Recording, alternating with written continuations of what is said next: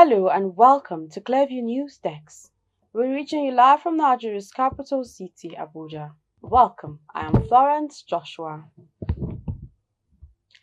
Fresh concerns over violence against civilians in Nigeria continued on Wednesday as the United States House Appropriations Committee reinstated Washington's resolve to confront religious persecution around the world. The committee issued a position in a short message on its official X account. It said America would not turn away from reports of deadly attacks. The committee wrote that its work was guided by the president and that members had already carried out on-the-ground assessments in Nigeria. It explained that the findings would shape a forthcoming report and future policy guidance. According to the message, religious freedom and atrocity response are central to our NSRP bill. Its comments followed a recent visit by a delegation of U.S. appropriators who were directed by President Donald Trump to undertake a fact-finding mission. The visit came at a time of renewed scrutiny of Nigeria's security record and claims of targeted attacks on Christian communities.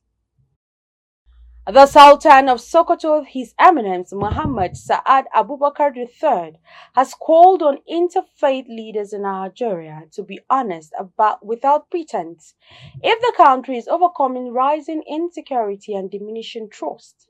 The Sultan emphasized that lasting peace cannot be achieved by force alone, even as the president of the Christian Association of Nigeria, Archbishop Daniel Oko, demanded that the Nigerian government take decisive action against those sponsoring violence in the country. Clearview News Imofonokon has the details. At the second triennial meeting of NIREC with the theme Collaboration of Interreligious Councils with Government to Promote Peace in Nigeria, the Sultan warned that religious leaders must stop paying lip service to peace, saying many of the issues NIREC discussed in private were never communicated back to their communities, adding that despite years of dialogue, some Islamic and Christian leaders were engaging in hypocrisy, backbiting, and divisiveness. Similarly, the president of CAN, Archbishop Daniel Oko, who reinforced the link between peace and justice, called for accountability for perpetrators of violence. And when I say religious, that's the word I want to use. Because our religions never teach us to tell lies, to backbite, to hate one another. We're always told to be good to your neighbor. Love your neighbor as you love yourself. For us in Islam, even more than you love yourself, because your neighbor is your neighbor created by God Almighty, not by you. So if we are holding ourselves as neighbors, as brothers, as sisters, how can we be wishing something bad to happen to that your brother? But that's not what is happening now.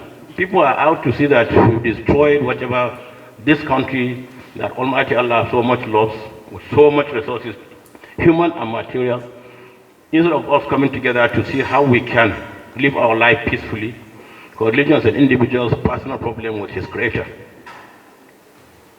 Because the day when you meet your maker, they will not call me as a witness. We are only witnesses here to talk to ourselves, to help one another to live their lives. So in the conclusion, please, I would like us to discuss this honestly and fully.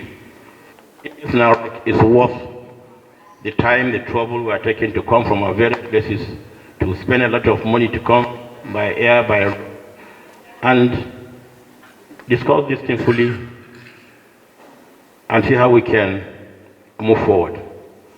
I'm an ardent believer of dialogue, because as a military man, I know no matter how much force you use, how much military force you use, you still must dialogue at the end of it to have permanent peace.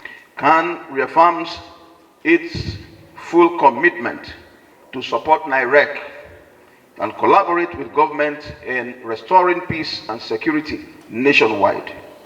However, peace cannot be sustained without justice. Perpetrators of violence and those who finance them or encourage them must be held accountable. Victims must be supported and rehabilitated, and communities must be reassured that the rule of law protects every citizen equally. As religious leaders, we must intensify prayers alongside action. We must continue to use our influence to encourage citizens to reject violence, resist misinformation, cooperate with lawful authorities, and uphold the enduring values of honesty, compassion, and national unity. Secretary to the Government of the Federation, Senator George Akume reaffirmed the government's commitment to protecting all Nigerians, safeguarding sovereignty, and promoting peaceful coexistence, as he underscored the importance of interfaith trust in driving national cohesion. In the midst of these challenges, we must remind ourselves as leaders of faith, as traditional rulers, and as voices of reason, to wield influence in the society. But despite the trials that affect us, Nigeria remains a strong, united, and sovereign nation. We have survived past crises, including a grueling civil war, and emerged with a renewed commitment to unity in diversity. Our independence and sovereignty are non-negotiable, and we cannot allow terror or division to sink the ship of state. It is precisely at times like this that NIREC and indeed all women-in Nigerians must come together to promote peace through collaboration. NIREC can reposition Nigeria to think of the common good of the nation and not the contest of supremacy between Christians and Muslims. Since the inception of NIREC, the frequent conflicts between Christians and Muslims that often result in burning of houses of worship has been reduced to the barest minimum, except for those perpetrated by terrorists and bandits. Earlier, the Executive Secretary of NIREC, Colenius, stressed the need for collaboration with governments and communities to promote justice, reconciliation, and peace. Imefono Kun reporting for Clever News. Governor Similai Fubara of Rivers State has said he suffered so much as a governor because he refused to tell his own side of the story.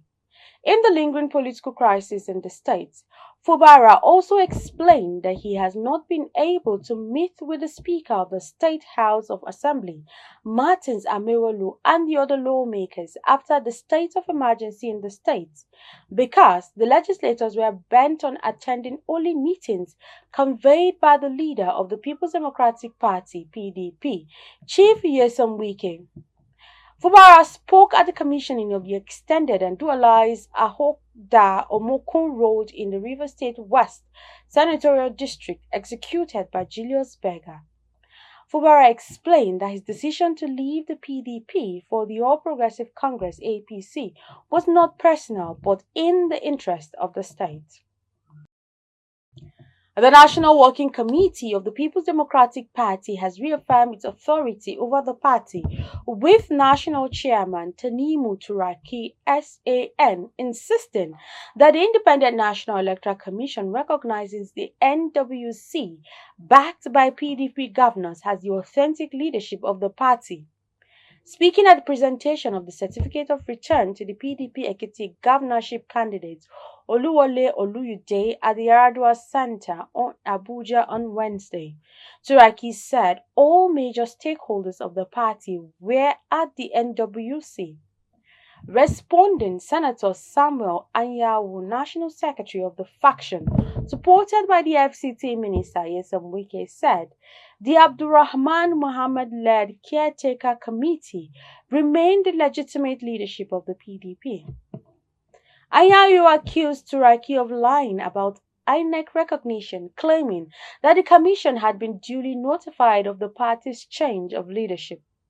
Recall that PDP governors were backed by the Ibadan Convention, where Turaki and other NWC members were elected on November 16th to serve 4-year terms. However, the FCT Minister Yesom Wike, alongside his allies Muhammad Abdulrahman and Senator Anya, will continue to insist that they remain the acting national chairman and acting national secretary, respectively. The former Attorney General of the Federation and Minister of Justice Abubakar Malami, SAN, has insisted that only his interaction with the Economic and Financial Crimes Commission was strictly limited to clarifications on an alleged duplication in the recovery of Abacha loot. Malami stated that his engagement with the anti-graft agency had nothing to do with terrorism financing, money laundering, or the ownership of multiple bank accounts. In a statement issued by his media office, Malami dismissed the allegations circulating on some media platforms as false, misleading, and baseless, insisting that no security intelligence or law enforcement agency in Nigeria or abroad has ever accused, investigated, or questioned him over terrorism financing or multiple bank accounts. He stressed that the EFCC had only invited him to clarify issues concerning the $310 million Abacha loot recovered during the Muhammadu Buhari administration. And that's the news. You can follow up on latest events and happenings around you via social media platforms on Facebook, Instagram, and YouTube at Clearview News Desk, or via handle on X, formerly known as Twitter, at Clearview Online. Many thanks for watching. I am Florence Joshua. Bye for now.